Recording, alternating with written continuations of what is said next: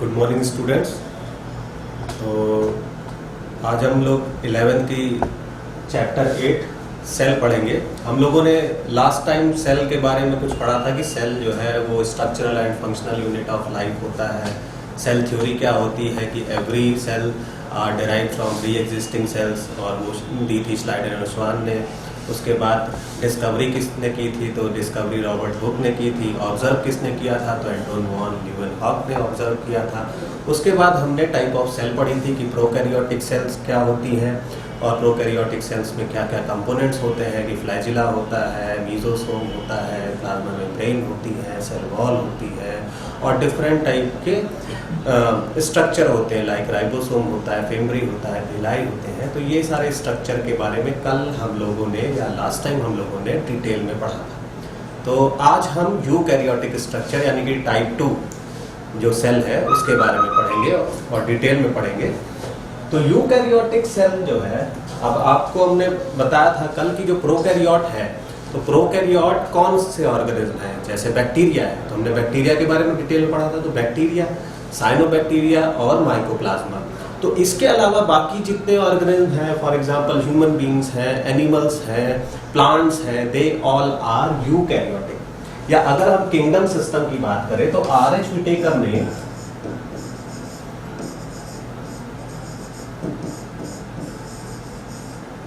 Five kingdom system दिया था। तो आउट ऑफ 5 जो 4 है they all are eukaryotes.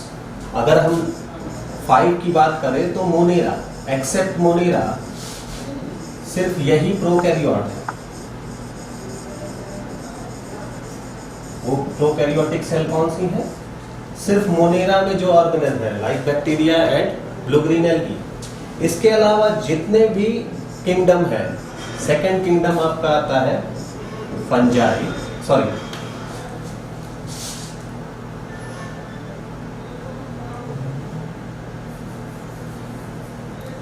Second kingdom is protista. Protista मतलब सिंगल सेल यूकैरियोट। अब यूकैरियोट स्टार्ट हो गए। सिंगल सेल यूकैरियोट का मतलब जैसे कि प्रोटोजोन्स, अमीबा, पैरामीशियम, इसके अलावा यीस्ट, डेस्मिड्स। थर्ड आते हैं आफ्टर प्रोटिस्टा इज फंजाई, जिनको कवक कहते हैं। तो जो फंजाई है ये मल्टी सेलर यूकैरियोट है, but multi cellular saprophytic organism. Saprophytic का मतलब ये डेड और डीके ऑर्गेनिज्म पे फीड करते हैं या डीके मटेरियल पे फीड करते हैं। तो मल्टी सेलर यूकैरियोट। अब यहां से शुरू हो जाते हैं मल्टी सेलर यूकैरियोट। ये सब आपने चैप्टर 1 में पढ़ा है, जो लिविंग ऑर्गेनिज्म पढ़ाया जा रहा था आपको। फंजाई के बाद आते हैं Animalia.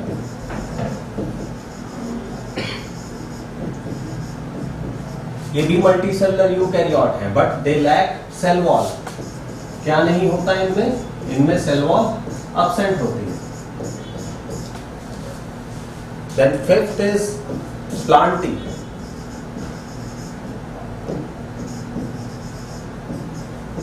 They are also a multicellular eukaryote, but they consist cell wall. इनके पास सेल वॉल होती है जो कि सेलुलोज की बनी होती है। फंजाई है also a cell wall, जो कि किसकी बनी होती है? काइटिन की बनी होती है। तो these organisms यानी protista to plantae, they all are eukaryote। तो यूकैरियोट जो है, क्योंकि आफ्टर मोनेरा दे डेवलप्ड, तो यूकैरियोट कैसे होंगे?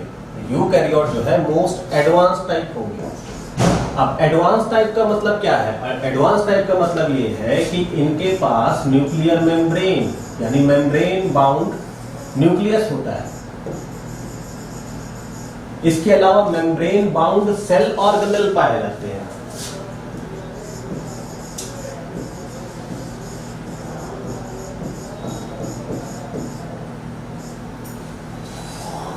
इसके अलावा और भी एडवांस फीचर है, लाइक साइटोस्केलेटन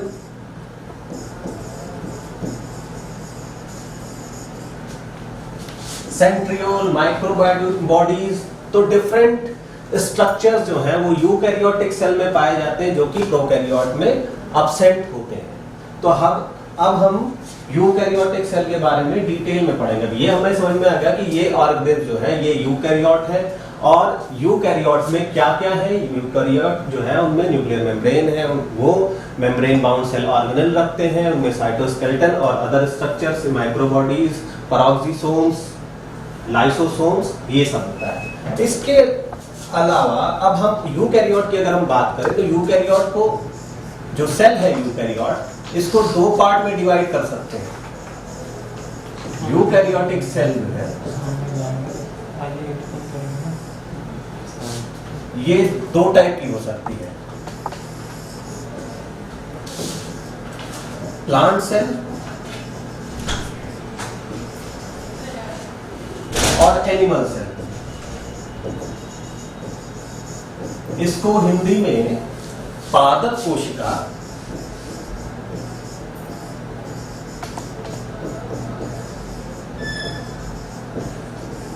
और इसको जंतु कोशिका कहते हैं। तो यूकैरियोटिक सेल दो टाइप की होती है, पादप कोशिका और जंतु कोशिका। इनको पादप कोशिका और जंतु कोशिका में डिवाइड क्यों किया गया? क्योंकि जो प्लांट सेल है इनमें सेल वॉल पाई जाती है। दे हैव सेल वॉल, मतलब कि इनके पास आउटर इन्वेलप यानी कि प्लाज्मा मेम्ब्रेन के अलावा भी आउटर इन्वेलप होता है जिसको सेल वॉल कहते हैं। तो इनमें सेल वॉल प्रेजेंट होता है, बट एनिमल सेल में सेल वॉल एब्सेंट होता है।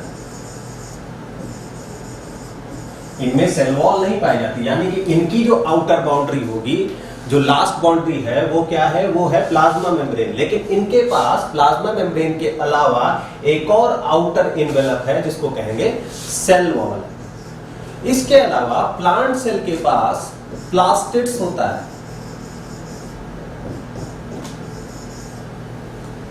और जो प्लास्टिड जो है एनिमल सेल के पास एब्सेंट है। Plastids are absent in animal cell.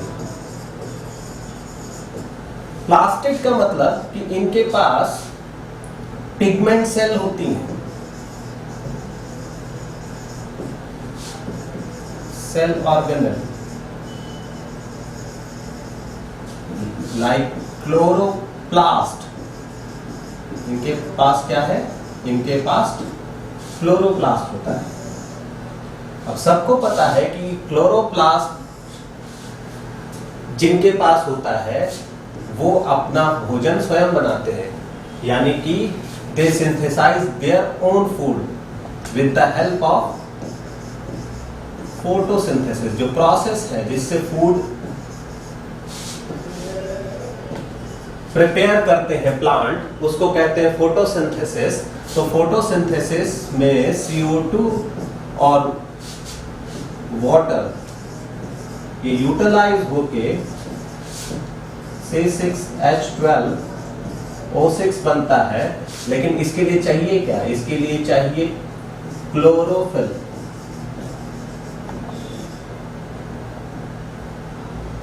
तो ये जो क्लोरोफिल है it is present in chloroplast but is absent इन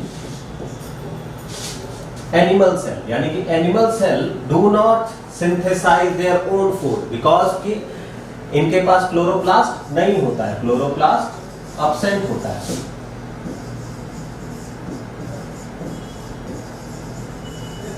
तो क्लोरोप्लास्ट एब्सेंट होता है तो फोटोसिंथेसिस भी नहीं होती है।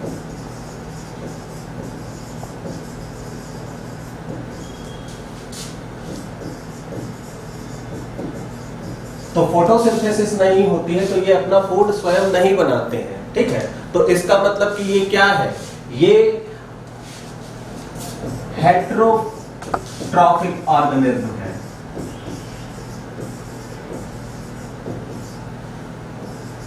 ऐसे ऑर्गेनिज्म जो अपना फूड स्वयं ना सिंथेसाइज करके दूसरों पे डिपेंडेंट होते हैं फॉर देयर न्यूट्रिशन, उनको कहते हैं हेट्रोफिटिक, तो सॉरी हेट्रोट्रॉफिक। तो हेट्रोट्रॉफिक एनिमल जो है वो हेट्रोट्रॉफिक है, ये डिपेंडेंट होते हैं ऑन प्लांट फॉर फूड या फिर other animal for food. But जो प्लांट है यानी प्लांट सेल है, ये अपना फूड खुद सिंथेसाइज करती है। कैसे सिंथेसाइज करती है? With the help of photosynthesis. तो ये कैसे होते हैं? ये होते हैं ऑटोट्रॉफिक।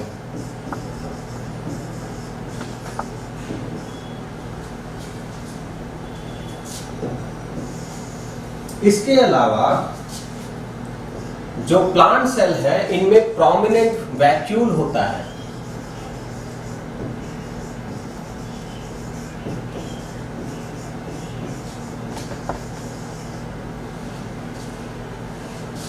मतलब कि इनमें लार्ज वैक्यूल होगा और इस वैक्यूल का काम है स्टोरेज का, ये वाटर एंड मिनरल्स स्टोर करता है। While animal cell vacuole are smaller than plant cell. Plant cell से छोटे वैक्यूल होते हैं। इसके अलावा जो वैक्यूल होते हैं वो तो कुछ में होते हैं लेकिन कुछ में एब्सेंट भी होते हैं, एंड मे बी एब्सेंट। या तो होंगे तो स्मॉल होंगे और या फिर नहीं होंगे।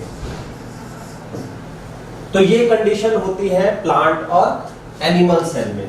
यानी कि हमें क्या डिफरेंस मिल गया? इसके अलावा एक और डिफरेंस है कि जो प्लांट सेल है इनमें सेंट्रियोल एब्सेंट होता है,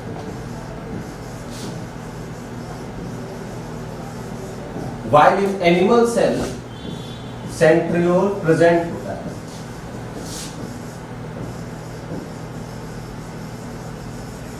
अब सेंट्रियोल क्या है? सेंट्रियोल आगे चल के स्पिंडल फाइबर फॉर्मेशन करते हैं। स्पिंडल फाइबर फॉर्मेशन का मतलब ये है कि जब सेल डिवीजन होता है तो मेटाफेज स्टेज में एक स्पिंडल फाइबर बनता है जिससे क्रोमोसोम अटैच होते हैं और फिर वो अपने रेस्पेक्टिव पोल पे मूव करते हैं। तो मूवमेंट के लिए स्पिंडल फाइबर चाहिए जो कि सेंट्रियोल डेवलप करता है, लेकिन सेंट्रियोल प्लांट में एब्सेंट होता है, एनिमल में प्रेजेंट होता है। बट सेल डिवीजन दोनों में होता है, यानी कि दोनों में जो क्रोमोसोम है वो डिवाइड होते हैं, लेकिन उनमें सेंट्रियोल की जगह वहां पर माइक्रोट्यूब्यूल ऑर्गेनाइजेशन सेंटर होता है जो कि माइक्रोट्यूब्यूल फॉर्मेशन यानी कि स्पिंडल फाइबर फॉर्मेशन करता है और फिर वो मूवमेंट कराते हैं।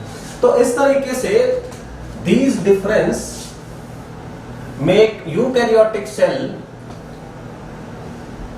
Divide into two part. कि ये जो डिफरेंस है इसके कारण यूकैरियोटिक सेल को दो पार्ट में डिवाइड किया गया है, एनिमल सेल में और प्लांट सेल में, यानी पादप कोशिका और जंतु कोशिका। क्या क्या डिफरेंस मिले? सेल वॉल प्रेजेंट होती है पादप कोशिका में और जंतु कोशिका में सेल वॉल एब्सेंट होती है। इसके अलावा प्लास्टिड्स यानी कि क्लोरोप्लास्ट वो प्रेजेंट होता है प्लांट सेल में जबकि वो एब्सेंट होता है एनिमल सेल में। इसके अलावा जो प्लांट सेल है वो ऑटोट्रॉपिक होती है, वो अपना फूड खुद सिंथेसाइज करती है, जबकि एनिमल सेल जो है वो हेट्रोट्रॉपिक होती है, वो फूड पे डिपेंडेंट होती है। जो वैक्यूल है, मोस्ट ऑफ द सरफेस जो है वो एनिमल सेल का वो वैक्यूल से पूरा जो है ढका हुआ होता है, मतलब कि उसमें मोस्ट ऑफ द सरफेस वो वैक्यूल लेता है। जबकि जो एनिमल सेल उसमें वैक्यूल स्मॉलर होते हैं या फिर लैकिंग होते हैं, नहीं होते हैं। इसके अलावा जो सेंट्रियोल है वो प्लांट में एब्सेंट होता है बट एनिमल सेल में प्रेजेंट होता है। तो दीज आर द डिफरेंस, और जो कि आते हैं पूछा जाता है कि क्या डिफरेंस होता है प्लांट सेल में और एनिमल सेल में। अगर हम कोशिका की बात करें तो दोनों को इस तरीके से भी देख सकते हैं। This is the structure of plant cell, ये प्लांट सेल का स्ट्रक्चर है, this is the structure of animal cell, animal cell का स्ट्रक्चर है। अब आप यहां पर देख सकते हैं कि देयर इज मिस्टेक कि सेल वॉल एनिमल सेल में नहीं होनी चाहिए, लेकिन यहां पर शो किया गया है। इसको आप मान के चलिए कि ये cell wall, this is the cell wall is present only in plant cell, it is absent in animal cell। इसके अलावा सेल मेम्ब्रेन होती है, ये दोनों के पास होती है, प्लांट सेल के पास भी होती है और एनिमल सेल के पास होती है। बस डिफरेंस ये होता है कि सेल मेम्ब्रेन जो है वो कवर होती है प्लांट सेल में सेल वॉल से, और एनिमल सेल में किसी से कवर नहीं होती। देखिए यहाँ पर आपको दो लेयर दिख रही है, यहाँ पर ऑलरेडी एक लेयर बड़ी सी दिख रही है जो कि सेल वॉल है, और नीचे एक मेम्ब्रेन है, यहाँ पर सिंगल लेयर है जो कि सेल मेम्ब्रेन की बनी है। इसके अलावा जो स्ट्रक्चर है वो आपको दिख रहा है कि जो वैक्यूल है, ठीक है, वो लार्जेस्ट पार्ट होता है प्लांट सेल का, this is the vacuole portion, it is vacuole, it is absent in animal cell, animal cell में ये absent है। तो इसके अलावा आपको दिख रहा होगा यहाँ पर क्लोरोप्लास्ट, प्लांट सेल में ये क्लोरोप्लास्ट प्रेजेंट है, जबकि एनिमल सेल में ये क्लोरोप्लास्ट absent है। तो अगर हम बेसिक डिफरेंस देखें तो तीन बेसिक डिफरेंसेस आपको समझ में आ रहा है कि cell wall is present in plant cell, chloroplast is present in plant cell, vacuoles are present in plant cell, okay, this is absent in animal cell। तो what is present in animal cell? animal cell के पास होता है centriole, this यहां पर क्या होता है centriole,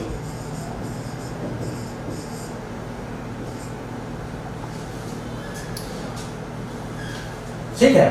तो this is the structure of plant and animal cell। अब हम आगे बढ़ते हैं।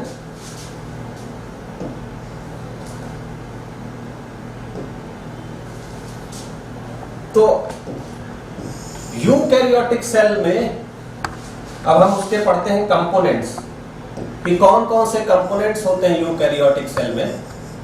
ये तो डिफरेंस हो गया एनिमल और प्लांट सेल में। कंपोनेंट्स ऑफ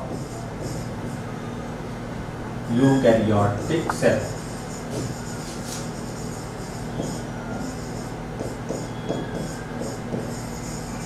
यानी कि यूकैरियोटिक सेल में या यूकैरियोटिक सेल किस किस का बना हुआ है। तो सबसे पहले हम बात कर रहे थे कि जो यूकैरियोटिक सेल है उसमें एक आउटर बाउंड्री यानी कि आउटर इन्वेलप होता है। तो वो इन्वेलप सबसे पहले कवर होता है सेल वॉल। तो अगर वो प्लांट सेल है तो उसके पास क्या होगा, सेल वॉल होगा। अब सेल वॉल क्या करता है, तो सेल वॉल का स्ट्रक्चर देखते हैं। तो सेल वॉल जो है ये प्रोटेक्टिव बाउंड्री है, प्रोटेक्टिव बाउंड्री है। ये मैकेनिकल सपोर्ट प्रोवाइड करता है,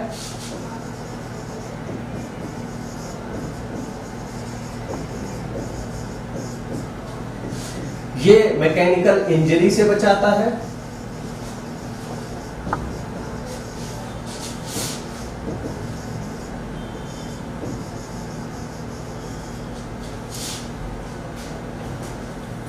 इसके अलावा जो सेल वॉल है, अगर प्लांट है तो सेल वॉल बनता किससे है, वो सेलुलोज से बना होता है, या फिर उसमें और कौन से कंपोनेंट्स होते हैं, हेमी सेलुलोज होता है,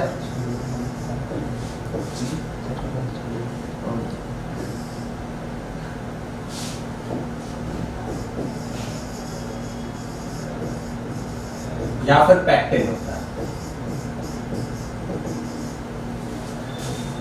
यही अगर फंजाई है तो वो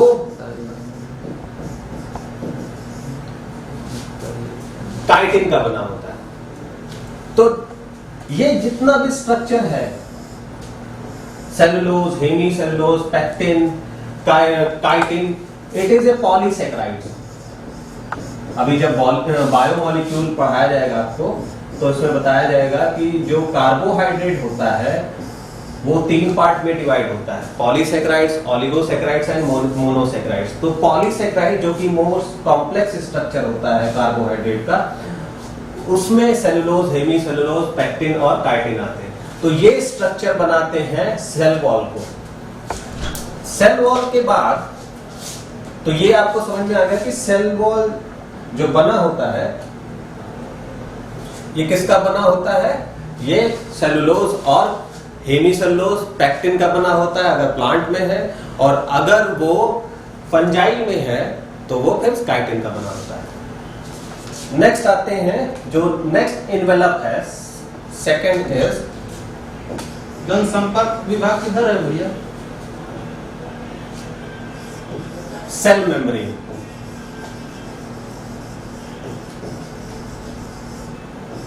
इसको प्लाज्मा मेम्ब्रेन भी कहते हैं।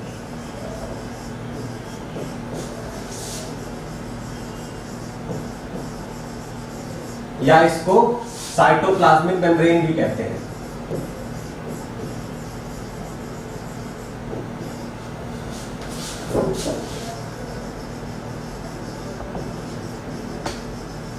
या फिर प्लाज्मा लेमा कहते हैं।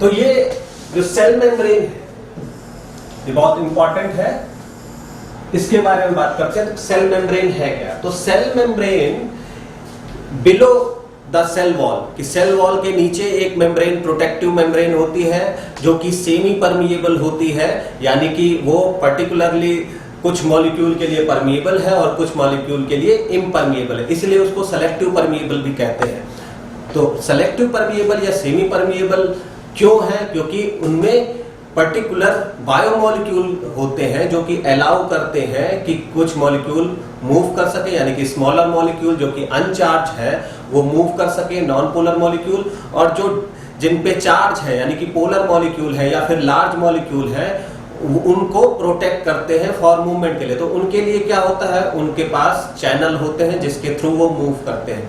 तो सेमी परमिएबल मेम्ब्रेन वो पाई जाती है यूकैरियोट में। ये जो मेम्ब्रेन है इसका अगर हम स्ट्रक्चर देखें,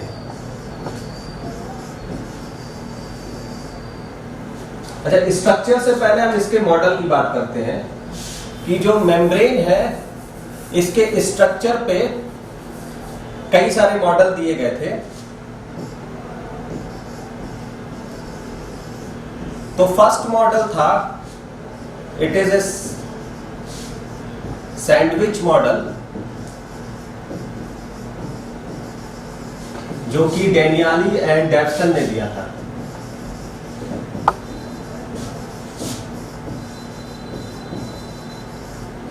तो इन्होंने बताया था कि जो मेम्ब्रेन है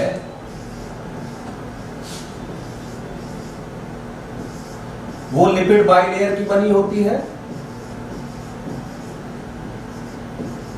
This is a central lipid bilayer or which is covered by protein. This is like sandwich, यानी this is the stuff of sandwich and this is the covering of sandwich. तो इसलिए इस मॉडल को sandwich model कहा गया।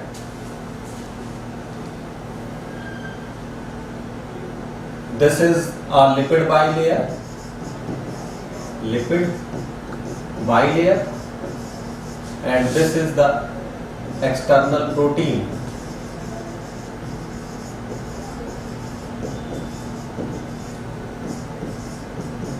External protein. इसके बाद unit membrane model दिया गया।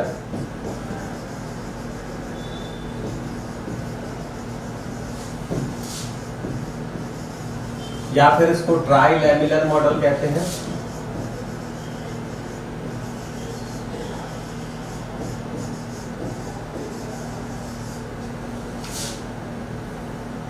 ये मॉडल रॉबर्टसन ने दिया था।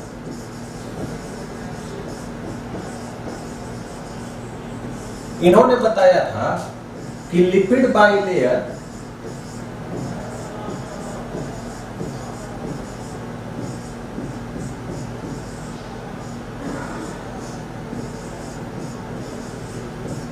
is surrounded by protein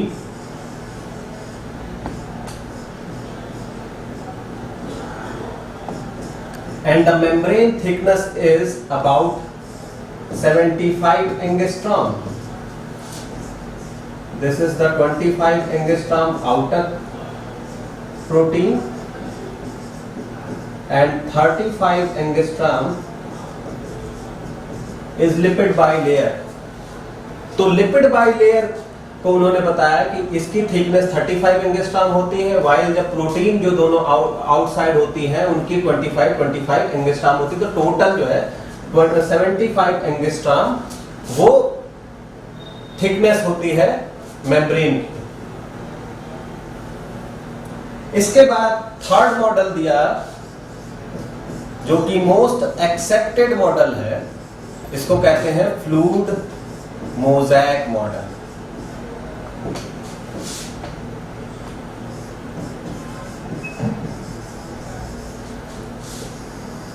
fluid mosaic model इसको दिया था सिंगर एंड निकोलसन ने।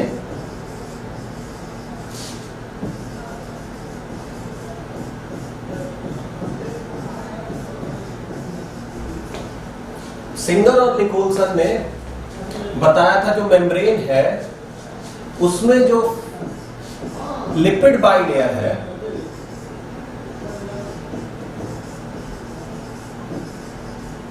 it form a fluid and the arrangement of protein, the protein arrangement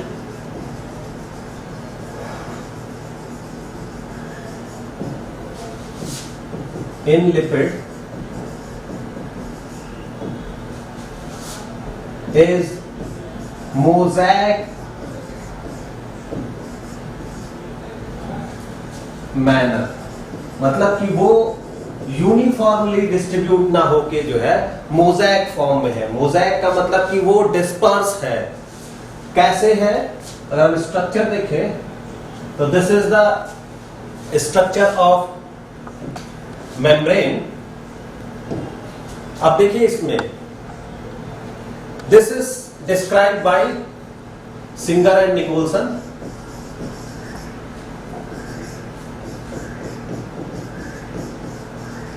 क्योंकि इन्होंने ही बताया था जो प्रोटीन मॉलिक्यूल है, अभी तक जो दो साइंटिस्ट थे यानी डेनियाली एंड डेवसन ने जो मॉडल दिया था, उसके अलावा रॉबर्टसन ने जो मॉडल दिया था, उन्होंने ये नहीं बताया था अभी तक कि जो मेम्ब्रेन है उसमें जो प्रोटीन है वो इनसाइड भी होती है, यानी लिपिड बाइलेयर के अंदर भी कुछ होती है प्रोटीन और कुछ आउटर सरफेस पे भी होती है।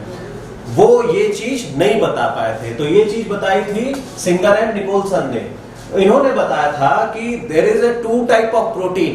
सिंगर एंड निकोलसन ने बताया था जो प्रोटीन है वो दो टाइप की होती है। कौन कौन सी होती है? Protein is two type, one is intrinsic protein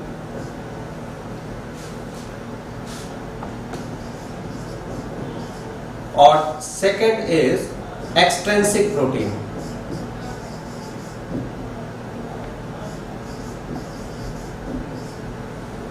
तो जो इंट्रिंसिक प्रोटीन है यानी कि इंटीग्रल प्रोटीन जो कि इनसाइड होती है लिपिड के, this protein this is present on inside of the membrane.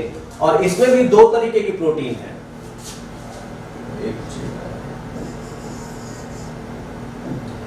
One जो कि ट्रांस मेम्ब्रेन प्रोटीन है, जो कि पूरी तरीके से एक सरफेस से दूसरे सरफेस तक जाती है, ये ट्रांस मेम्ब्रेन प्रोटीन कहलाती है। और कुछ प्रोटीन जो होती है वो इंटरनली लिपिड से इंटरैक्ट होती हैं, यानी कि लिपिड फैटी एसिड से इंटरैक्ट होती हैं, और वो कुछ जो है उसके हाइड्रोफोबिक सरफेस पे अटैच होती हैं।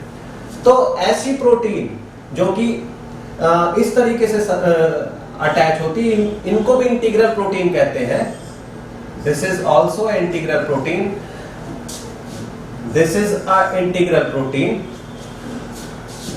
This is a integral protein, but this protein is span on one two another surface, मतलब कि ये इनर लीफलेट पे भी है और आउटर लीफलेट पे भी है, वाइल ये सिर्फ आपको एक ही सरफेस पे दिख रहा है। या हो सकता है कि ये इंट्रासेलुलर हो, या फिर हो सकता है कि ये एक्स्ट्रासेलुलर हो।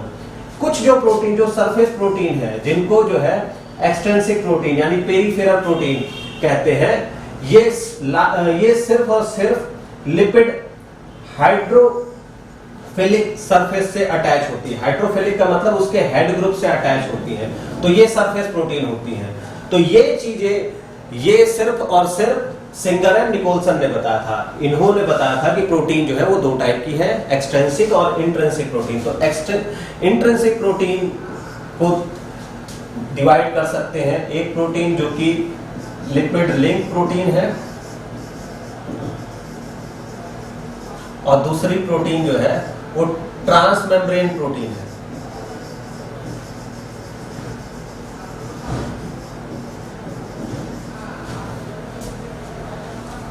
तो जनरली अब ये जो ट्रांसमेम्ब्रेन प्रोटीन है, ये चैनल फॉर्म करती है। अब चैनल का मतलब ये है कि जो मेम्ब्रेन है, इसका मेन काम है ट्रांसपोर्ट। ट्रांसपोर्ट का मतलब कि जो मॉलिक्यूल है इनसाइड, उनको बाहर ट्रांसपोर्ट करना, और जो मॉलिक्यूल बाहर है उनको अंदर ट्रांसपोर्ट करना। तो ये मॉलिक्यूल ट्रांसपोर्ट कैसे होंगे? सभी मॉलिक्यूल तो परमीएबल होते नहीं है, क्योंकि इसका जो सरफेस है इनसाइड वो हाइड्रोफोबिक है। तो जो पोलर मॉलिक्यूल है, यानी कि जिन पे चार्ज है, वो तो मूव नहीं कर सकते। तो वो कैसे मूव कर सकते हैं? वो इन चैनल के थ्रू मूव करते हैं। इसके अलावा इनके पास कैरियर मॉलिक्यूल होते हैं। कैरियर मॉलिक्यूल का मतलब कैरियर प्रोटीन होते हैं, जो कि इस सरफेस से इस सरफेस पे जा सकते हैं, और यहां से मतलब एक सरफेस से आउटर सरफेस से इनर सरफेस पे मूव करते हैं, और इनर सरफेस से आउटर सरफेस पे मूव करते हैं। तो ऐसे प्रोटीन लाइक दिस प्रोटीन, तो ये प्रोटीन क्या करते हैं? ये कैच करते हैं मॉलिक्यूल को, और उसको जो है आउटर से इनर या फिर इनर से आउटर की तरफ मूव कराते हैं। तो ये जो लिपिड लिंक प्रोटीन या ग्लोबुलर प्रोटीन है, ये क्या बनाते हैं? चैनल बनाते हैं। सॉरी, चैनल नहीं, ये कैरियर प्रोटीन है। This is carrier protein. तो दोनों प्रोटीन के डिफरेंट फंक्शन हैं। ये करते हैं कैरियर का फॉर्मेशन, और ये करते हैं चैनल का फॉर्मेशन। जो एक्सट्रिंसिक प्रोटीन है,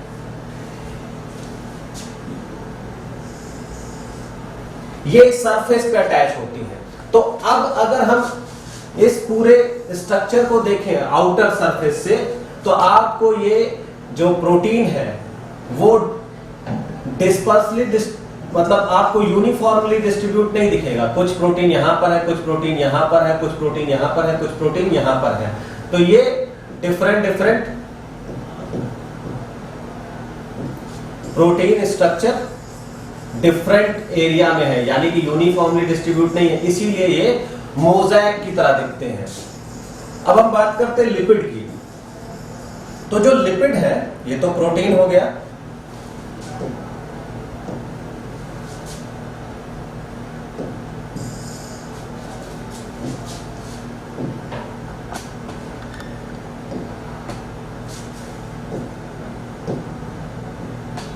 अब आपको यहां पर ये जो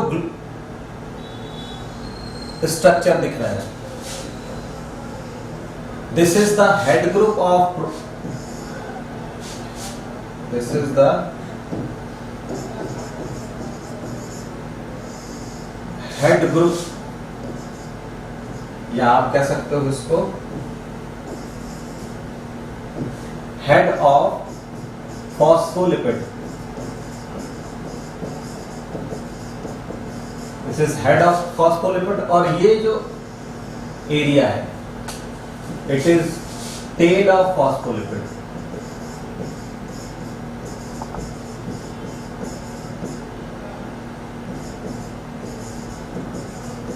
तो एक तो जो मेम्ब्रेन है वो फॉस्फोलिपिड बाइलेयर की बनी होती है, ये पूरा का पूरा स्ट्रक्चर फॉस्फोलिपिड बाइलेयर कहलाता है। अब ये जो फॉस्फोलिपिड बाइलेयर है अगर हम सिंगली देखें तो उसमें क्या होता है, हेड होता है, यानी कि ये जो फॉस्फोलिपिड है ये एम्फीपैथिक नेचर की है,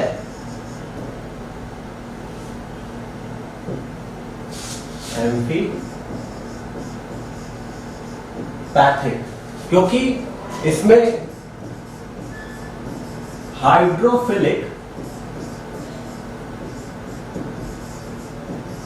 हेड होता है और हाइड्रोफोबिक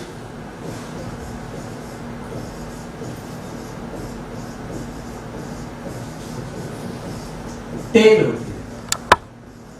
अब इसको समझते हैं कि ये हाइड्रोफिलिक क्यों है और ये हाइड्रोफोबिक क्यों है।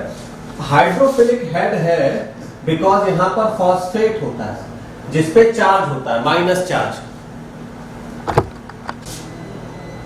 मे बी एब्सेंट, या तो होंगे तो स्मॉल होंगे और या फिर नहीं होंगे। तो ये कंडीशन होती है प्लांट और एनिमल सेल में, यानी कि हमें क्या डिफरेंस मिल गया। इसके अलावा एक और डिफरेंस है कि जो प्लांट सेल है इनमें सेंट्रियोल एब्सेंट होता है,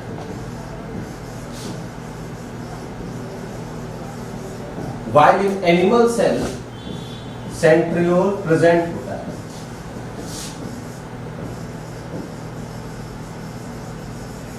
अब सेंट्रियोल क्या है, सेंट्रियोल आगे चल के स्पिंडल फाइबर फॉर्मेशन करते हैं। स्पिंडल फाइबर फॉर्मेशन का मतलब ये है कि जब सेल डिवीजन होता है तो मेटाफेज स्टेज में एक स्पिंडल फाइबर बनता है जिससे क्रोमोसोम अटैच होते हैं और फिर वो अपने रेस्पेक्टिव पोल पे मूव करते हैं। तो मूवमेंट के लिए स्पिंडल फाइबर चाहिए जो कि सेंट्रियोल डेवलप करता है, लेकिन सेंट्रियोल प्लांट में एब्सेंट होता है, एनिमल में प्रेजेंट होता है, बट सेल डिवीजन दोनों में होता है, यानी कि दोनों में जो क्रोमोसोम है वो डिवाइड होते हैं, लेकिन उनमें सेंट्रियोल की जगह वहां पर माइक्रोट्यूब्यूल ऑर्गेनाइजेशन सेंटर होता है जो कि माइक्रोट्यूब्यूल फॉर्मेशन यानी कि स्पिंडल फाइबर फॉर्मेशन करता है और फिर वो मूवमेंट कराते हैं। तो इस तरीके से these difference make eukaryotic cell divide into two part, कि ये जो डिफरेंस है इसके कारण यूकैरियोटिक सेल को दो पार्ट में डिवाइड किया गया है, एनिमल सेल में और प्लांट सेल में, यानी पादप कोशिका और जंतु कोशिका। क्या क्या डिफरेंस मिले, सेल वॉल प्रेजेंट होती है पादप कोशिका में और जंतु कोशिका में सेल वॉल एब्सेंट होती है। इसके अलावा प्लास्टिड्स यानी कि क्लोरोप्लास्ट वो प्रेजेंट होता है प्लांट सेल में जबकि वो एब्सेंट होता है एनिमल सेल में। इसके अलावा जो प्लांट सेल है वो ऑटोट्रॉपिक होती है, वो अपना फूड खुद सिंथेसाइज करती है, जबकि एनिमल सेल जो है वो हेटेरोट्रॉपिक होती है, वो फूड पे डिपेंडेंट होती है। जो वैक्यूल है, मोस्ट ऑफ द सरफेस जो है वो एनिमल सेल का वो वैक्यूल से पूरा जो है ढका हुआ होता है, मतलब कि उसमें मोस्ट ऑफ द सरफेस वो वैक्यूल लेता है, जबकि जो एनिमल सेल उसमें वैक्यूल स्मॉलर होते हैं या फिर लैकिंग होते हैं, नहीं होते हैं। इसके अलावा जो सेंट्रियोल है वो प्लांट में एब्सेंट होता है बट एनिमल सेल में प्रेजेंट होता है। तो दीज आर द डिफरेंस, और जो कि आते हैं पूछा जाता है कि क्या डिफरेंस होता है प्लांट सेल में और एनिमल सेल में। अगर हम कोशिका की बात करें तो दोनों को इस तरीके से भी देख सकते हैं। This is the structure of plant cell, ये प्लांट सेल का स्ट्रक्चर है। This is the structure of animal cell का स्ट्रक्चर है। अब आप यहां पर देख सकते हैं कि देयर इज मिस्टेक कि सेल वॉल एनिमल सेल में नहीं होनी चाहिए, लेकिन यहां पर शो किया गया है। इसको आप मान के चलिए कि ये cell wall, this is the cell wall is present only in plant cell, it is absent in animal cell. इसके अलावा सेल मेम्ब्रेन होती है, ये दोनों के पास होती है, प्लांट सेल के पास भी होती है और एनिमल सेल के पास होती है। बस डिफरेंस ये होता है कि सेल मेम्ब्रेन जो है वो कवर होती है प्लांट सेल में सेल वॉल से, और एनिमल सेल में किसी से कवर नहीं होती। देखिए यहाँ पर आपको दो लेयर दिख रही है, यहाँ पर ऑलरेडी एक लेयर बड़ी सी दिख रही है जो कि सेल वॉल है, और नीचे एक मेम्ब्रेन है, यहाँ पर सिंगल लेयर है जो कि सेल मेम्ब्रेन की बनी है।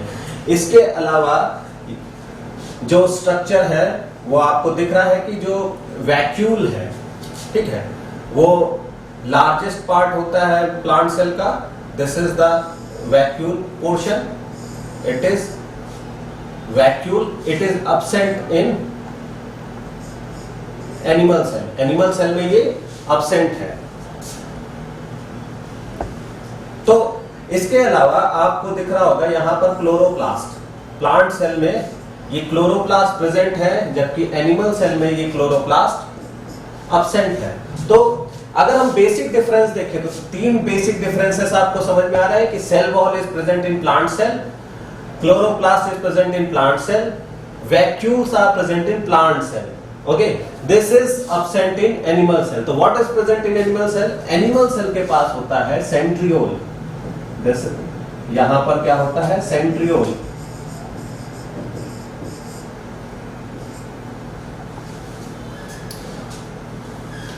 ठीक है, तो this is the structure of plant and animal cell. अब हम आगे बढ़ते हैं।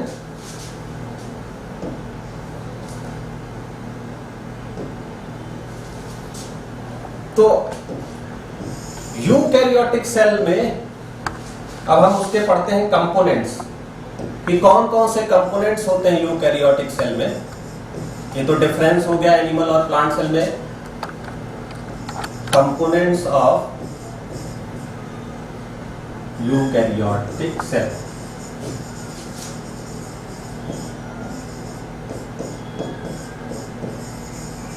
यानी कि यूकैरियोटिक सेल में या यूकैरियोटिक सेल किस का बना हुआ है। तो सबसे पहले हम बात कर रहे थे कि जो यूकैरियोटिक सेल है उसमें एक आउटर बाउंड्री यानी कि आउटर इन्वेलप होता है। तो वो इन्वेलप सबसे पहले कवर होता है सेल वॉल। तो अगर वो प्लांट सेल है तो उसके पास क्या होगा? सेल वॉल होगा। अब सेल वॉल क्या करता है? तो सेल वॉल का स्ट्रक्चर देखते हैं। तो सेल वॉल जो है ये प्रोटेक्टिव बाउंड्री है, प्रोटेक्टिव बाउंड्री है। ये मैकेनिकल सपोर्ट प्रोवाइड करता है।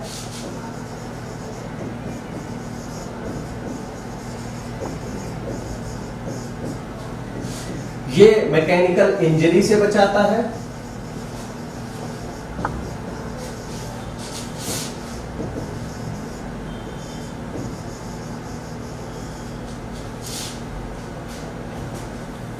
इसके अलावा जो सेल वॉल है, अगर प्लांट है तो सेल वॉल बनता किससे है? वो सेलुलोज से बना होता है। या फिर उसमें और कौन से कंपोनेंट्स होते हैं? हेमी सेलुलोज होता है।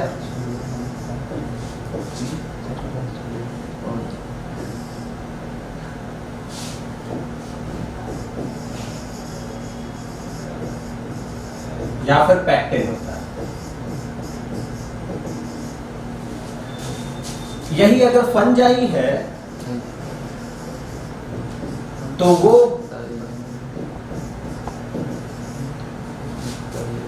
काइटिन का बना होता है। तो ये जितना भी स्ट्रक्चर है, cellulose, hemicellulose, pectin, chitin, it is a polysaccharide.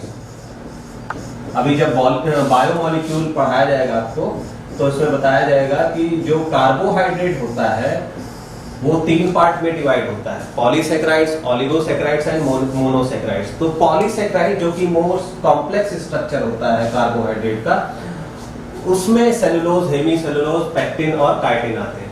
तो ये स्ट्रक्चर बनाते हैं सेल वॉल को। सेल वॉल के बाद तो ये आपको समझ में आ गया कि सेल वॉल जो बना होता है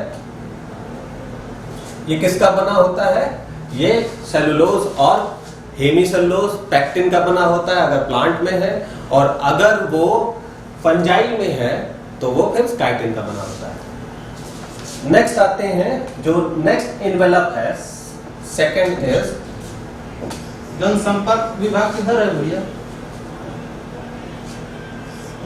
सेल मेम्ब्रेन।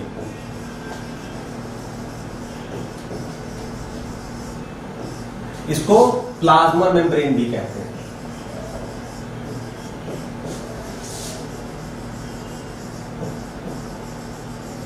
या इसको साइटोप्लाज्मिक मेम्ब्रेन भी कहते हैं।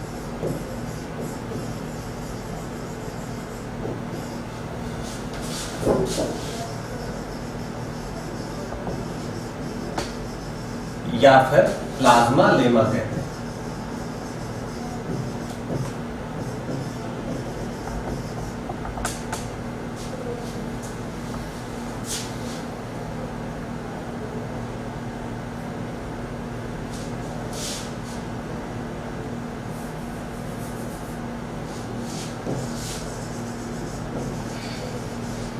तो ये जो सेल मेम्ब्रेन है ये बहुत इंपॉर्टेंट है, इसके बारे में बात करते हैं। तो सेल मेम्ब्रेन है क्या? तो cell membrane below the cell wall, कि सेल वॉल के नीचे एक मेम्ब्रेन प्रोटेक्टिव मेम्ब्रेन होती है जो कि सेमी परमिएबल होती है, यानी कि वो पर्टिकुलरली कुछ मॉलिक्यूल के लिए परमिएबल है और कुछ मॉलिक्यूल के लिए इम्परमिएबल है, इसलिए उसको सेलेक्टिव परमिएबल भी कहते हैं। तो सेलेक्टिव परमिएबल या सेमी परमिएबल क्यों है? क्योंकि उनमें पर्टिकुलर बायोमोलिक्यूल होते हैं जो कि अलाउ करते हैं कि कुछ मॉलिक्यूल मूव कर सके, यानी कि स्मॉलर मॉलिक्यूल जो कि अनचार्ज है वो मूव कर सके, नॉन पोलर मॉलिक्यूल, और जो जिन पे चार्ज है यानी कि पोलर मॉलिक्यूल है या फिर लार्ज मॉलिक्यूल है उनको प्रोटेक्ट करते हैं फॉर मूवमेंट के लिए। तो उनके लिए क्या होता है, उनके पास चैनल होते हैं जिसके थ्रू वो मूव करते हैं। तो सेमी परमिएबल मेम्ब्रेन वो पाई जाती है यूकैरियोट में। ये जो मेम्ब्रेन है इसका अगर हम स्ट्रक्चर देखें,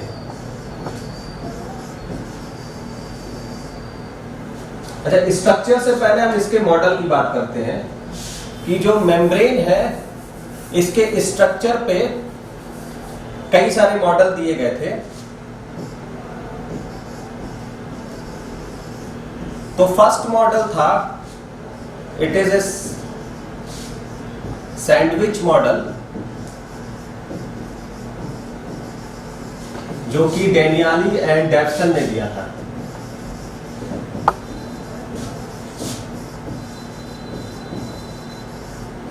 तो इन्होंने बताया था कि जो मेम्ब्रेन है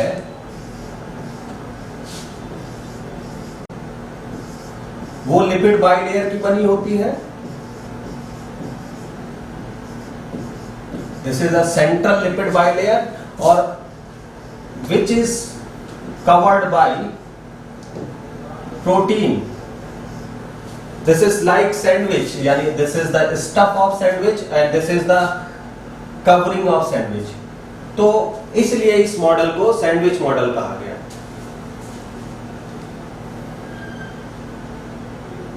This is a lipid bilayer, lipid bilayer, and this is the external protein.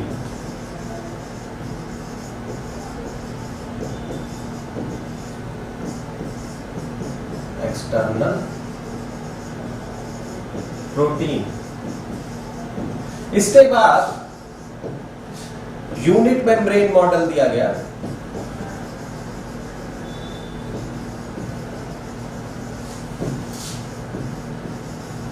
या फिर इसको ट्राई लैमिलर मॉडल कहते हैं।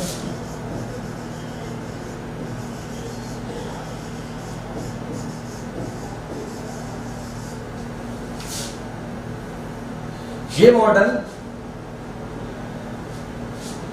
रॉबर्टसन ने दिया था।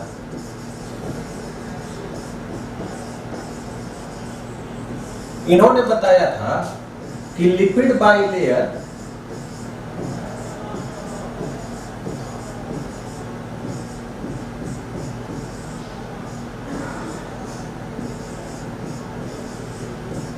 is surrounded by protein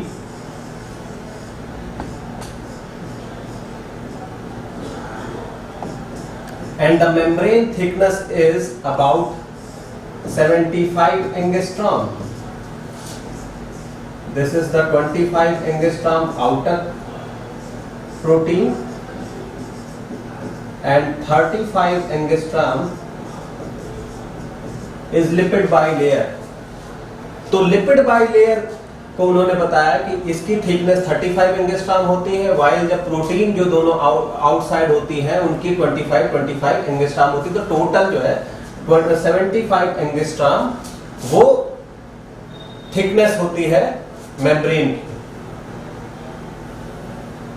इसके बाद थर्ड मॉडल दिया जो कि मोस्ट एक्सेप्टेड मॉडल है, इसको कहते हैं फ्लूइड मोज़ेक मॉडल।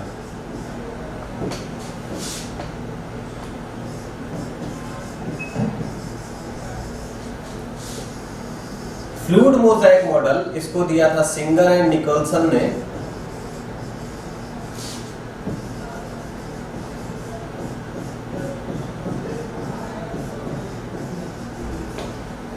सिंगर और निकोलसन ने बताया था जो मेम्ब्रेन है उसमें जो लिपिड बाइलेयर है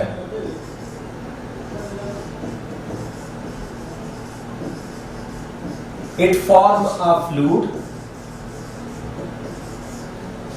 and the arrangement of protein, the protein arrangement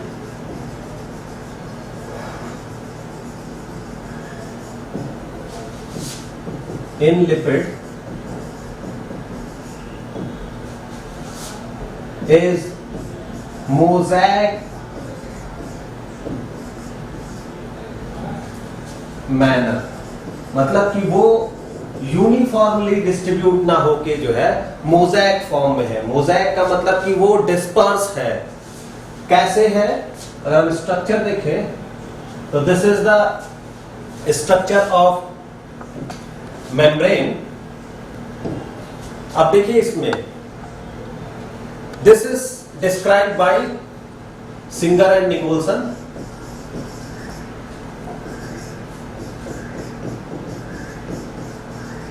क्योंकि इन्होंने ही बताया था जो प्रोटीन मॉलिक्यूल है। अभी तक जो दो साइंटिस्ट थे यानी डेनियाली एंड डेवसन ने जो मॉडल दिया था, उसके अलावा रॉबर्टसन ने जो मॉडल दिया था, उन्होंने ये नहीं बताया था अभी तक कि जो मेम्ब्रेन है उसमें जो प्रोटीन है वो इनसाइड भी होती है, यानी लिपिड बाइलेयर के अंदर भी कुछ होती है प्रोटीन और कुछ आउटर सरफेस पे भी होती है। वो ये चीज नहीं बता पाए थे, तो ये चीज बताई थी सिंगर एंड निकोलसन ने। इन्होंने बताया था कि there is a two type of protein. Singer and Nicolson ने बताया था जो प्रोटीन है वो दो टाइप की होती है। कौन कौन सी होती है? Protein is two type. One is intrinsic protein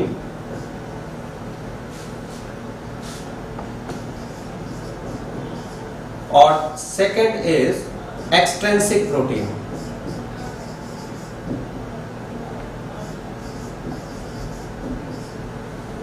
तो जो इंट्रिंसिक प्रोटीन है यानी कि इंटीग्रल प्रोटीन जो कि इनसाइड होती है लिपिड के, these protein, this is present on inside of the membrane। और इसमें भी दो तरीके की प्रोटीन है।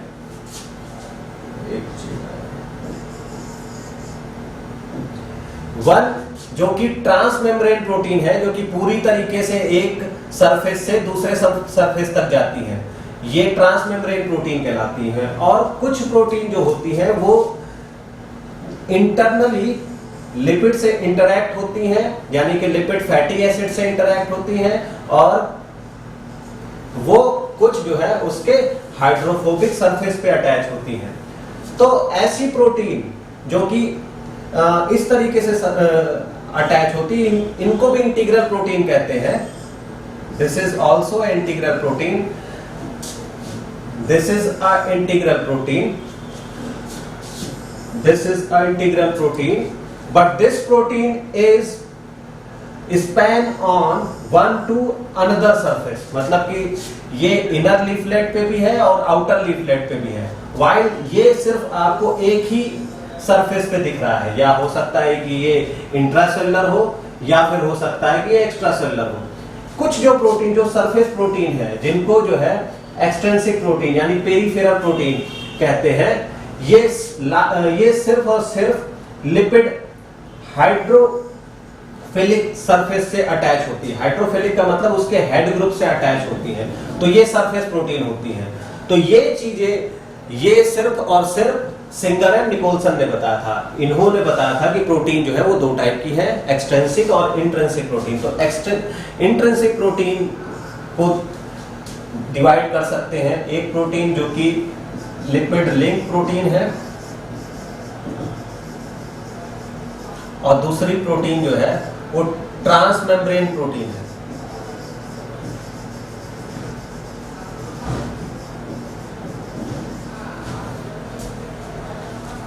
तो जनरली अब ये जो ट्रांसमेम्ब्रेन प्रोटीन है ये चैनल फॉर्म करती है। अब चैनल का मतलब ये है कि जो मेम्ब्रेन है इसका मेन काम है ट्रांसपोर्ट। ट्रांसपोर्ट का मतलब कि जो मॉलिक्यूल है इनसाइड उनको बाहर ट्रांसपोर्ट करना और जो मॉलिक्यूल बाहर है उनको अंदर ट्रांसपोर्ट करना। तो ये मॉलिक्यूल ट्रांसपोर्ट कैसे होंगे? सभी मॉलिक्यूल तो परमिएबल होते नहीं है, क्योंकि इसका जो सरफेस है इनसाइड वो हाइड्रोफोबिक है। तो जो पोलर मॉलिक्यूल है यानी कि जिन पे चार्ज है वो तो मूव नहीं कर सकते। तो वो कैसे मूव कर सकते हैं? वो इन चैनल के थ्रू मूव करते हैं। इसके अलावा इनके पास कैरियर मॉलिक्यूल होते हैं। कैरियर मॉलिक्यूल का मतलब कैरियर प्रोटीन होते हैं जो कि इस सरफेस से इस सरफेस पे जा सकते हैं और यहां से मतलब एक सरफेस से आउटर सरफेस से इनर सरफेस पे मूव करते हैं और इनर सरफेस से आउटर सरफेस पे मूव करते हैं। तो ऐसे प्रोटीन लाइक दिस प्रोटीन, तो ये प्रोटीन क्या करते हैं? ये कैच करते हैं मॉलिक्यूल को और उसको जो है आउटर से इनर या फिर इनर से आउटर की तरफ मूव कराते हैं। तो ये जो लिपिड लिंक प्रोटीन या ग्लोबुलर प्रोटीन है ये क्या बनाते हैं? चैनल बनाते हैं। सॉरी, चैनल नहीं, ये कैरियर प्रोटीन है। This is carrier protein.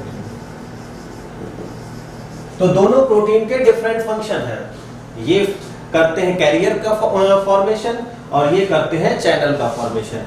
जो एक्सट्रिंसिक प्रोटीन है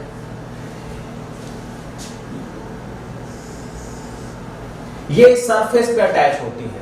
तो अब अगर हम इस पूरे स्ट्रक्चर को देखें आउटर सरफेस से, तो आपको ये जो प्रोटीन है वो डिस्पर्सली मतलब आपको यूनिफॉर्मली डिस्ट्रीब्यूट नहीं दिखेगा। कुछ प्रोटीन यहां पर है, कुछ प्रोटीन यहां पर है, कुछ प्रोटीन यहां पर है, कुछ प्रोटीन यहां पर है।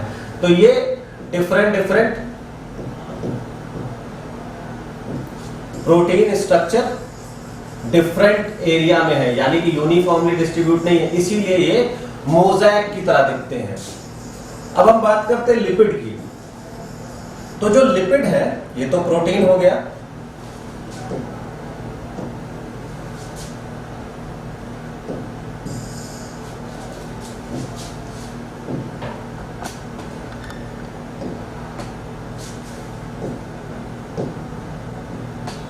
अब आपको यहां पर ये जो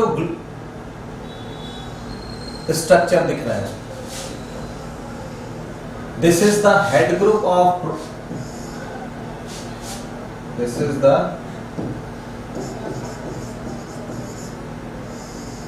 हेड ग्रुप, या आप कह सकते हो इसको head of phospholipid. This is head of phospholipid और ये जो एरिया है it is tail of phospholipid.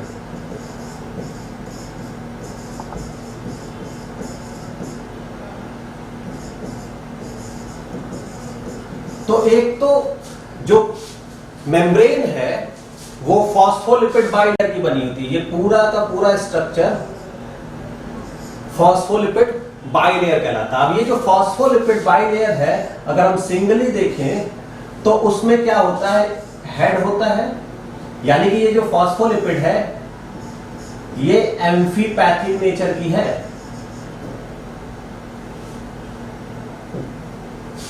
Amphipathic क्योंकि इसमें हाइड्रोफिलिक हेड होता है और हाइड्रोफोबिक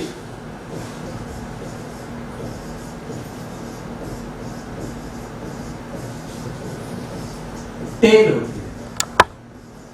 अब इसको समझते हैं कि ये हाइड्रोफिलिक क्यों है और ये हाइड्रोफोबिक क्यों है। हाइड्रोफिलिक हेड है बिकॉज यहां पर फॉस्फेट होता है जिसपे चार्ज होता है, माइनस चार्ज।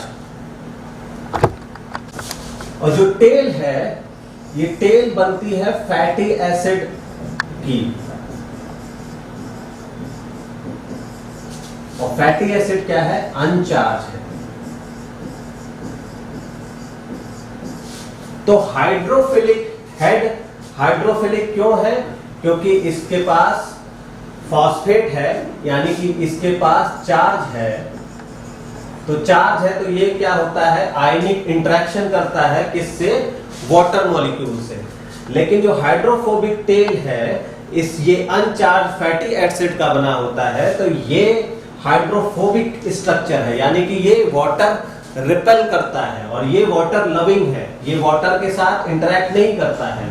तो इसलिए हाइड्रोफोबिक एरिया जो पूरा का पूरा है वो इनसाइड होता है, यानी कि वहां पर वाटर नहीं जाता है और जो वाटर से इंटरेक्ट नहीं होता है वो एरिया। लेकिन जो हाइड्रोफिलिक एरिया है ये आउटसाइड होता है, ये वाटर से इंटरेक्ट करता है क्योंकि ये पोलर है, इस पे चार्ज है, तो ये वाटर से आराम से इंटरेक्ट कर सकता है।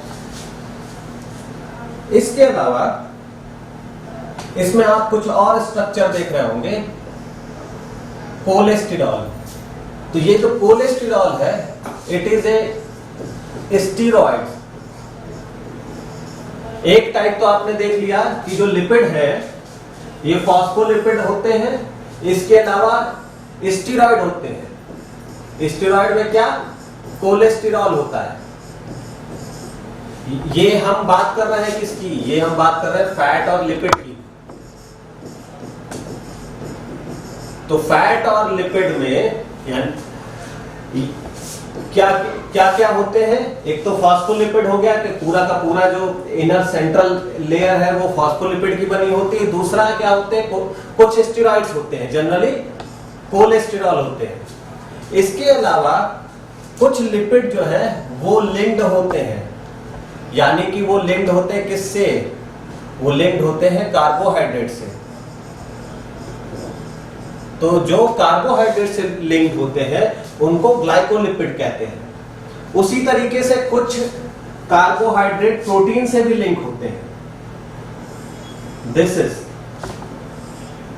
तो ये कार्बोहाइड्रेट प्रोटीन से लिंक है, तो इनको क्या कहते हैं, ग्लाइकोप्रोटीन कहते हैं। तो इस तरीके से जो लिपिड है, सॉरी जो मेम्ब्रेन है वो तीन चीज से बनी है। अगर कंपोजिशन देखें, कंपोजिशन ऑफ प्लाज्मा मेम्ब्रेन, तो वो तीन चीजों से मिलकर बना है, प्रोटीन, लिपिड एंड कार्बोहाइड्रेट।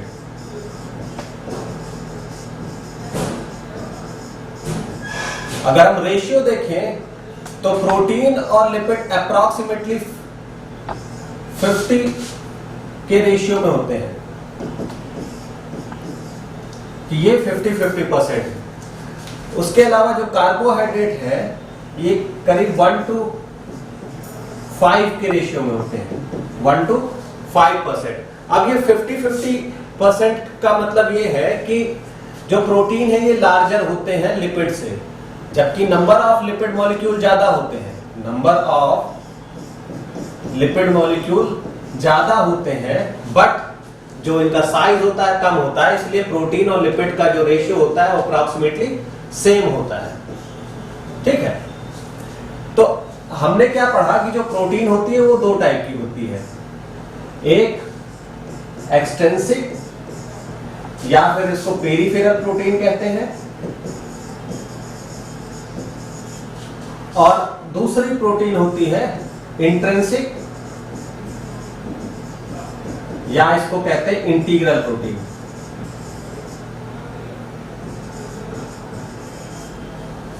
इसके अलावा लिपिड कौन कौन सी होती है? लिपिड जो है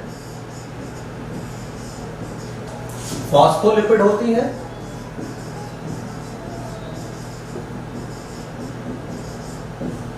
इसके अलावा लिपिड है कोलेस्टेरॉल।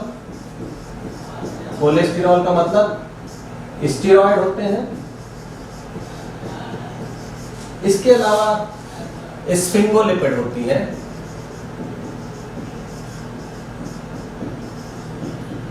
स्फिंगोलिपिड या इनको ग्लाइकोलिपिड भी कहते हैं।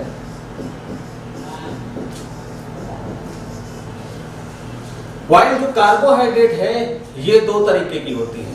एक तो हमेशा कार्बोहाइड्रेट वो अटैच्ड फॉर्म में होंगी मेम्ब्रेन से, मेम्ब्रेन में ये फ्री नहीं मिलती है। तो ये कैसे मिलती है? ये अटैच फॉर्म में मिलती है। अटैच का मतलब ये है कि या तो ये लिपिड से लिंक होंगी तो इनको ग्लाइकोलिपिड कहेंगे, और अगर ये प्रोटीन से लिंक है तो इनको ग्लाइकोप्रोटीन कहेंगे।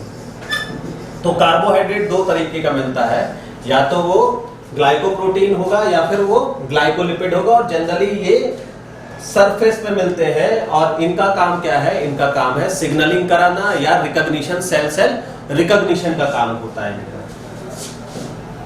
तो इस तरीके से मेम्ब्रेन का कंपोजिशन और मेम्ब्रेन का स्ट्रक्चर ये आपने देख लिया कि क्या होता है मेम्ब्रेन, कैसे बनी होती है। लिपिड, फॉस्फोलिपिड बाइलेयर इंटरनली होता है, आउटसाइड जो है कुछ प्रोटीन होती है और कुछ इनसाइड होती है। जो इनसाइड होती है वो कैरियर या फिर चैनल का काम करती है, यानी कि मूवमेंट कराती है। इसके अलावा एक और प्रॉपर्टी है लिपिड की, मेम्ब्रेन की, कि मेम्ब्रेन फ्लूइड होता है, फ्लूइडिटी ऑफ मेम्ब्रेन। तो हमने अभी बताया था कि जो फ्लूइडिटी ऑफ मेम्ब्रेन है it is because of lipid, क्योंकि लिपिड मूव करता है। मूवमेंट कौन सा होता है? लेटरल मूवमेंट, लेटरल या फिर ये एंड रोटेशनल मूवमेंट।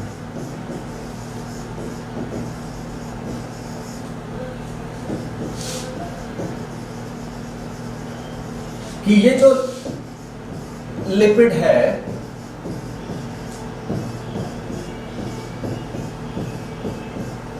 या तो ये इस तरीके से रोटेट करेगा अपने एक्सिस पे, या फिर ये मॉलिक्यूल यहां मूव कर सकता है और ये मॉलिक्यूल यहां मूव कर सकता है। तो लेटरल मूवमेंट होता है या फिर रोटेशनल मूवमेंट होता है। तो फ्लूइडिटी मेंटेन रहती है बिकॉज ऑफ दिस मूवमेंट। और प्रोटीन भी मूवमेंट करते हैं, यानी कि कैरियर प्रोटीन भी मूवमेंट करते हैं, क्योंकि ये उनका काम क्या है? उनका काम है ट्रांसपोर्ट का, कि मॉलिक्यूल जो बाहर है उनको अंदर पहुंचाना और अंदर वाले मॉलिक्यूल को बाहर पहुंचाना। तो प्रोटीन भी मॉलिक्यूल, तो फ्लूइडिटी नेसेसरी है for transport of molecule, for endocytosis. किस लिए नेसेसरी है? एंडोसाइटोसिस,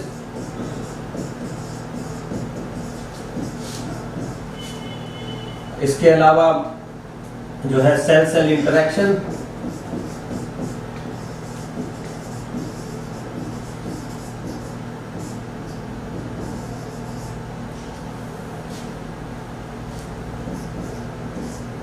सेल जंक्शन फॉर्मेशन,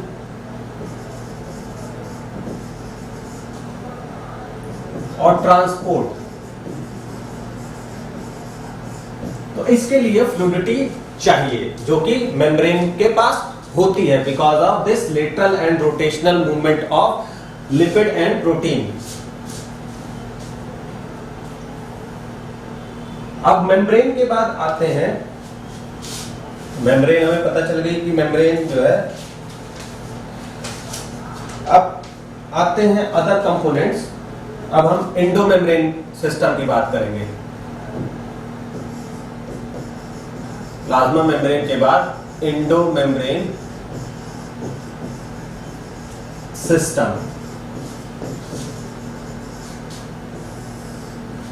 अब ये एंडोमेम्ब्रेन सिस्टम है क्या? तो एंडोमेम्ब्रेन सिस्टम ये है कि जो प्रोटीन बन रही है न्यूक्लियस से वो मेम्ब्रेन में ट्रांसपोर्ट हो, यानी कि प्लाज्मा मेम्ब्रेन में ट्रांसपोर्ट हो, तो उसके लिए एक सिस्टम बना हुआ है कि वो न्यूक्लियस में जाएगी, न्यूक्लियस से वो फिर ईआर में जाती है, क्योंकि ईआर न्यूक्लियस के आउटर लेयर से कनेक्टेड होता है। फिर ईआर से कई सारे वेसिकल्स वो फ्यूज होते हैं, फ्यूज होके वो गोल्जी में जाते हैं, गोल्जी से फिर वो कई सारे वेसिकल जो है फ्यूज होके लाइसोसोम में जाते हैं, और लाइसोसोम से फिर वो डिफरेंट या लाइसोसोम में वो उसकी लेयर बना लेंगे, या फिर उनको इनगल्फ कर लिया जाएगा, या फिर उनको प्लाज्मा मेम्ब्रेन में के सरफेस पे ट्रांसपोर्ट करा दिया जाता है थ्रू वेसिकल।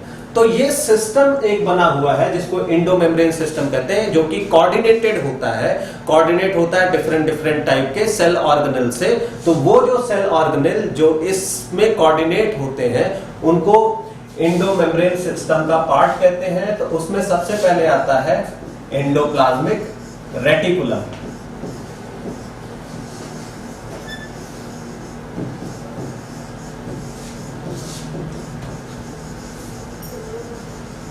तो एंडोप्लाज्मिक रेटिकुलम को शॉर्ट में हम ईआर लिखते हैं, और जो ईआर होता है ये मोस्ट इंपॉर्टेंट होता है।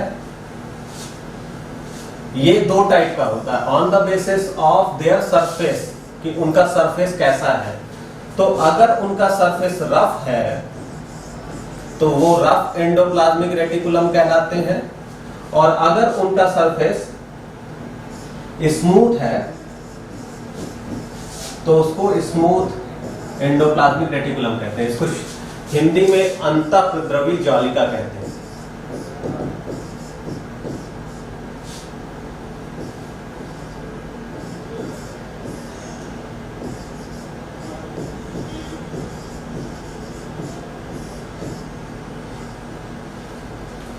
तो रफ एंडोप्लाज्मिक और smooth endoplasmic on the basis of their surface. तो सरफेस इनका रफ क्यों है और इसका स्मूथ क्यों है? क्योंकि इनके पास राइबोसोम मेम्ब्रेन से अटैच होते हैं। Ribosome are attached with membrane.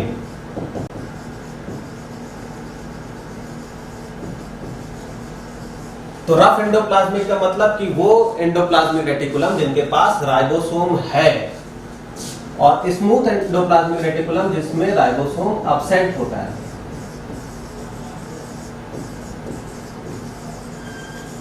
तो this is the basic difference between rough and smooth endoplasmic reticulum. इसके अलावा अब फंक्शन की बात करें तो मेन फंक्शन राइबोसोम का है कि ये सिक्रीटरी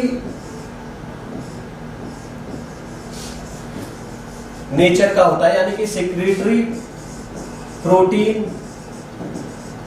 मॉडिफिकेशन एंड ट्रांसपोर्ट कराता है। मॉडिफिकेशन होता है, इसके अलावा फोल्डिंग होती है और ट्रांसपोर्ट होता है।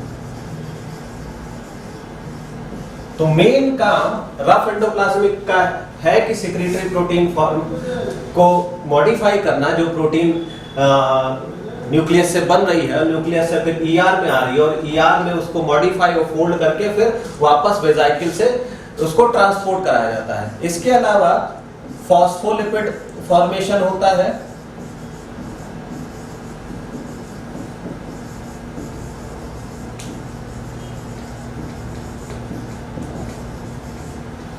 इसके अलावा स्फिंगोलिपिड फॉर्मेशन भी होता है।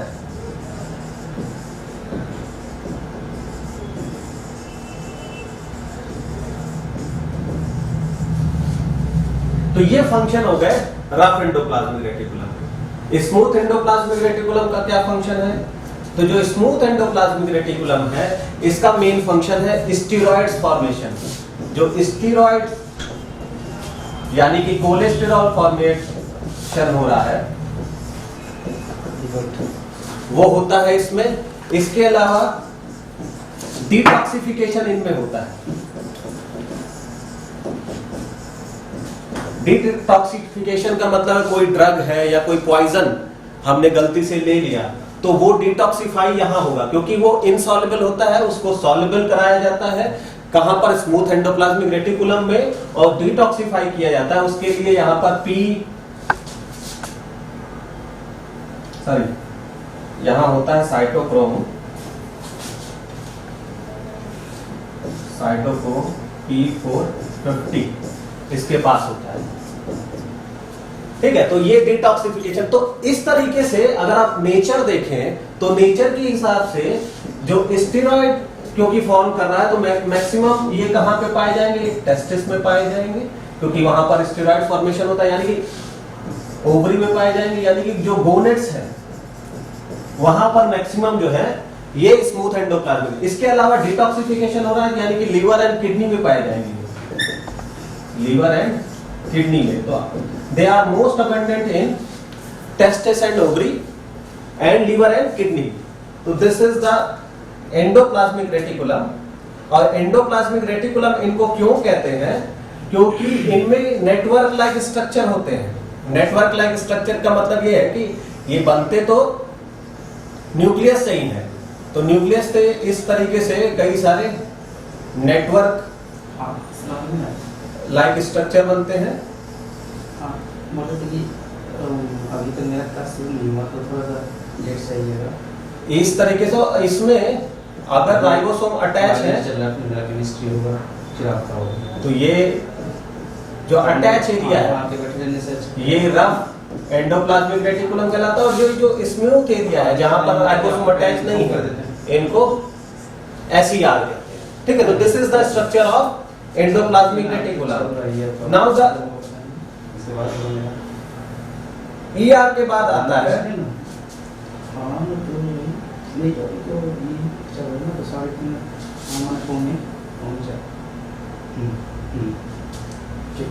Sorry, next is Golgi apparatus.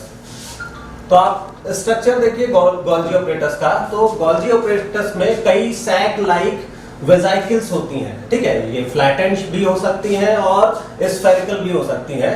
तो ये जो सैक लाइक स्ट्रक्चर है इनको कहते हैं सिस्टर्नी। क्या कहते हैं?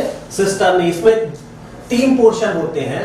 एक होता है सिस, ये जो बीच का पोर्शन है इसको कहते हैं मीडियल, और लास्ट जहां से वेजाइकल जो है पिंच ऑफ होते हैं इसको कहते हैं ट्रांसवर्सेस। तो cis face, medial face, trans face, और तीनों फेजेस में डिफरेंट एक्टिविटीज होती हैं। सबसे पहले तो गोल्जी बॉडी का वर्क क्या है, तो फंक्शन की अगर बात करें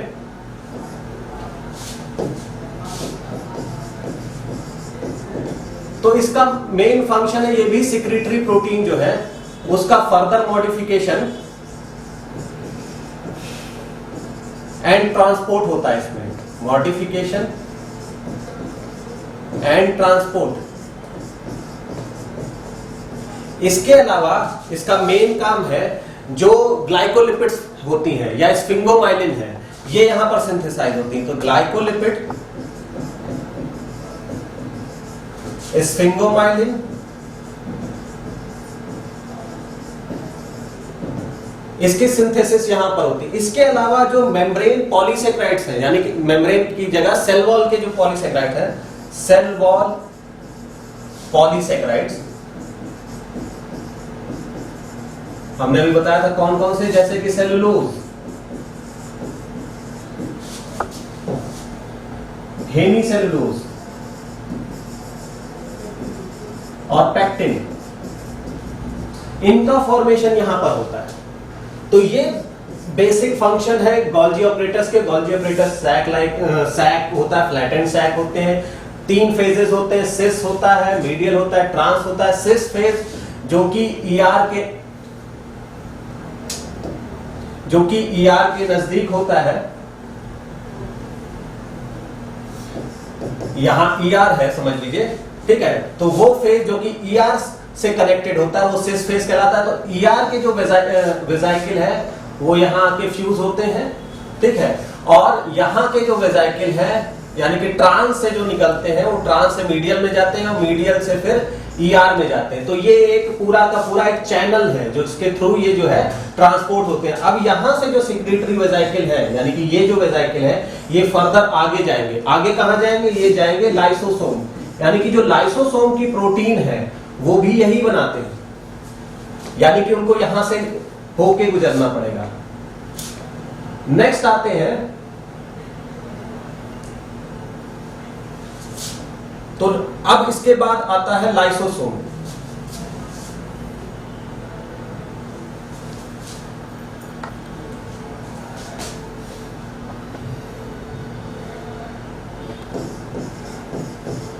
तो जो गोल्जी ऑपरेटर से जो भी प्रोटीन बन रही है वो ट्रांसपोर्ट कर दी जाती है लाइसोसोम में।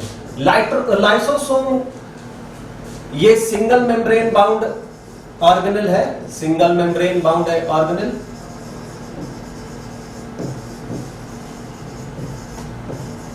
इसके अलावा लाइसोसोम को सुसाइडल बैग भी कहते हैं।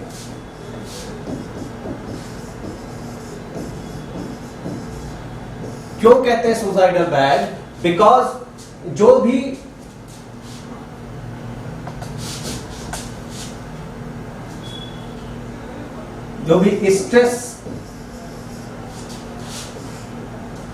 स्ट्रेस्ड और इन्फेक्टेड और आप कह सकते हो कि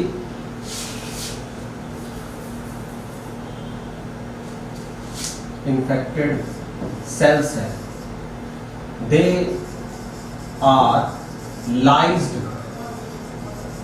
या जिनकी डेथ हो रही होती है उनको यहां पर भेजा जाता है, ठीक है। तो भेजा जाता है तो होता क्या है, उनकी यहां पर फैगोसाइटोसिस होती है,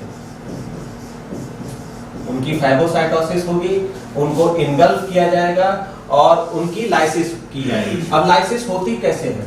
लाइसिस होती ऐसे है कि इनके पास हाइड्रोलिटिक एंजाइम होते हैं, इनके पास हाइड्रोलिटिक एंजाइम होते हैं, जैसे कि हाइड्रोलेजेस, एमाइलेजेस,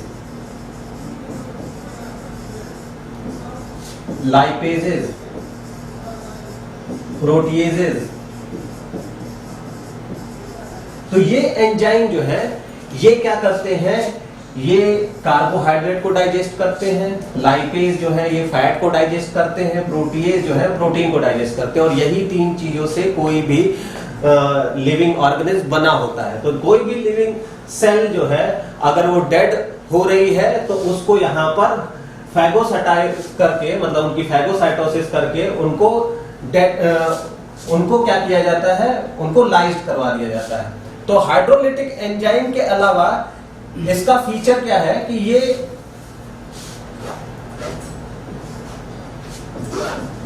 इसके अंदर का एनवायरनमेंट एसिडिक होता है, एसिडिक नेचर होता है, यानी कि इनका जो पीएच होता है, पीएच इज अबाउट 2 to 3, मतलब लेस देन 7 होता है। तो इस पीएच पे इनके ये एंजाइम एक्टिवेट होते हैं और ये क्या करते हैं, ये इसकी लाइसिस करते हैं, इसीलिए इनको सुसाइडल बैग कहते हैं। तो मेन काम इनका फैगोसाइटोसिस और लाइसिस करना है, जो भी डेड और डीके या फिर स्ट्रेस्ड सेल्स हैं उनकी। लाइसोसोम के बाद वैक्यूल। तो हमने पढ़ा था कि जो वैक्यूल होते हैं ये प्लांट सेल में लार्ज स्ट्रक्चर बनाते हैं, जबकि एनिमल सेल में ये स्मॉलर होते हैं। इनका काम है स्टोरेज, प्लांट सेल में इनका काम ये है स्टोरेज। स्टोरेज किसका करते हैं? वाटर का करते हैं, मिनरल्स का करते हैं, आयंस होते हैं इसमें कई सारे, ठीक है। तो different minerals, ions, water molecule होते हैं वैक्यूल में। इसके अलावा एनिमल में ये दो स्ट्रक्चर बनाते हैं, कॉन्ट्रैक्टाइल वैक्यूल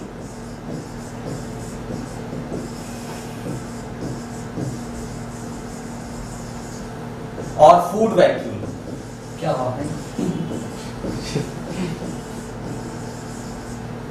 जो कॉन्ट्रैक्टाइल वैक्यूल है, इनका काम है वाटर रेगुलेशन का।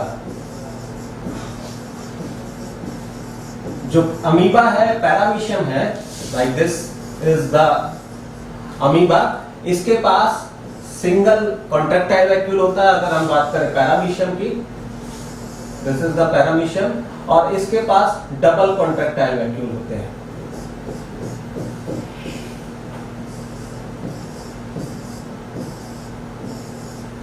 ठीक है, तो डबल कॉन्ट्रैक्टाइल वैक्यूल होते तो इसमें क्या होता है कि इसमें वाटर जो ये, क्योंकि ये ऑर्गेनिज्म कहाँ होते हैं, ये वाटर में होते हैं, यानी कि ये एक्वाटिक ऑर्गेनिज्म है। तो एक्वाटिक ऑर्गेनिज्म में वाटर का रेगुलेशन बहुत इंपॉर्टेंट है। अगर वाटर रेगुलेट नहीं होगा तो क्या होगा, जो सेल है वो बस्ट हो जाएगी, ब्रेक हो जाएगी। तो वाटर को रेगुलेट करने के लिए इनके पास क्या होता है, कॉन्ट्रैक्टाइल वैक्यूल होते हैं। इसके अलावा जो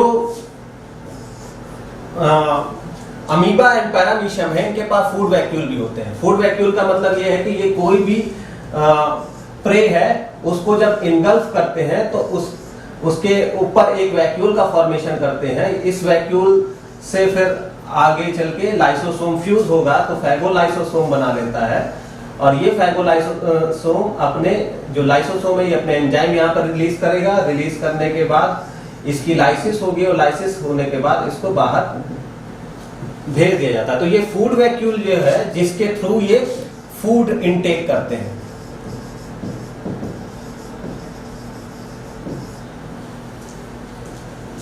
तो ये पूरा सिस्टम जो है एंडोमेम्ब्रेन सिस्टम कहलाता है। ठीक है, और एंडोमेम्ब्रेन सिस्टम आपका यहां पर खत्म हो गया, वैक्यूल से पहले ही खत्म हो गया था। ठीक है, एंडोमेम्ब्रेन सिस्टम में क्या क्या था, ईआर था, गोल्जी था, लाइसोसोम था और कुछ वेजाइकल्स होते हैं। इसके बाद वैक्यूल हो गया। अब वैक्यूल के बाद आगे और भी स्ट्रक्चर है, जैसे माइटोकॉन्ड्रिया है, प्लास्टिड है, क्लोरोप्लास्ट है, साइटोस्केलेटन है, क्रोमोसोम है, न्यूक्लियस है, उसको हम नेक्स्ट टर्म पे पढ़ेंगे। आज के लिए हम लोग इतना ही रखते हैं। ठीक है, इसको आप रिवाइज करिए और इसके क्वेश्चंस लगाइए। आपका काम है कि आप एनसीईआरटी बुक में जितने भी क्वेश्चन हैं, जितना हमने पढ़ाया है, उसको सॉल्व करिए। Thank you so much, hope कि आपको समझ में आया होगा।